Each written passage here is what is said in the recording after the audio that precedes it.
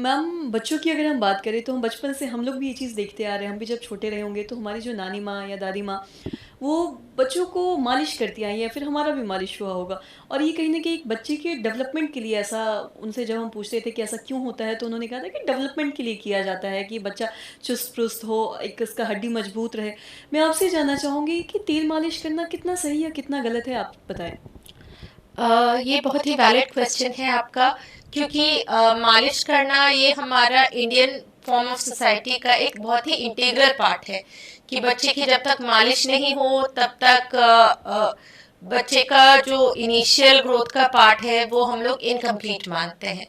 As per are tradition हम लोग सब में एक खासकर बिहार में छठी बहुत ज्यादा मनाई जाती है, जैसे कि 6th डे ऑनवर्ड्स। तो मालिश जो बच्चे का होता है वो छठे दिन के बाद से ही हम लोग शुरू करते हैं।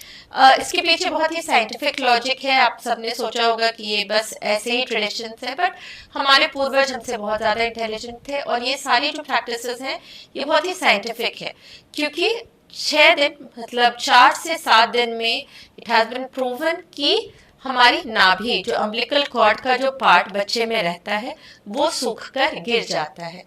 और इसके ये अगर सूख कर अच्छे से गिर गया तो फिर हम लोग ऑयल एप्लीकेशन आइडियली स्टार्ट कर सकते हैं।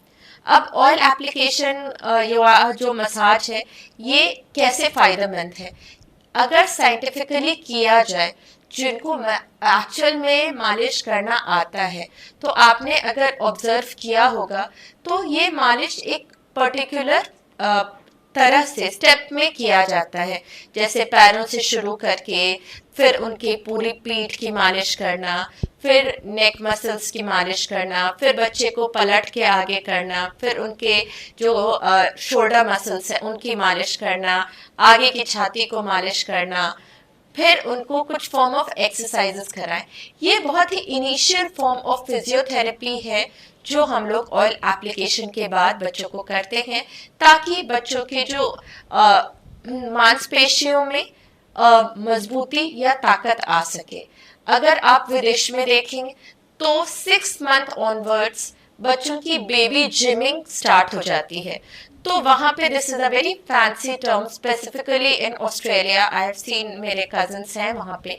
तो बच्चों की बेबी जिम में सेम जो हम लोग मालिश के बाद एक्सरसाइजेस कराते हैं उनकी वही एक्सरसाइजेस कराए जाते हैं। तो दिस जो हमारा जो ट्रेडिशनल प्रैक्टिसेस है इंडिया का, उनकी बहुत सारी अडेप्टेशन बहुत सारे और कंट्रीज में भी हो रही हैं and it is of proven benefit. Second चीज है जो मालिश के लिए हम लोग ऑयल का इस्तेमाल करते हैं। तो यदि अगर हम लोग बच्चे की मालिश नारियल तेल से स्टार्ट करते हैं तो नारियल तेल is actually a natural source of vitamin A, D, E, K. और हम लोग सब जानते हैं कि स्किन से बड़ा ऑर्गन कोई और नहीं है।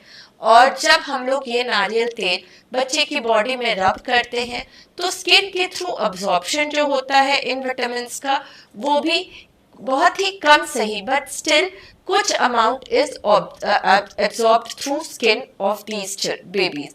तो हम लोग नेचुरली बच्चों को बस मालिश के through vitamin A, D, E, के इनिशियल डोजेस हम लोग नेचुरली प्रोवाइड करने की कोशिश करते रहते हैं।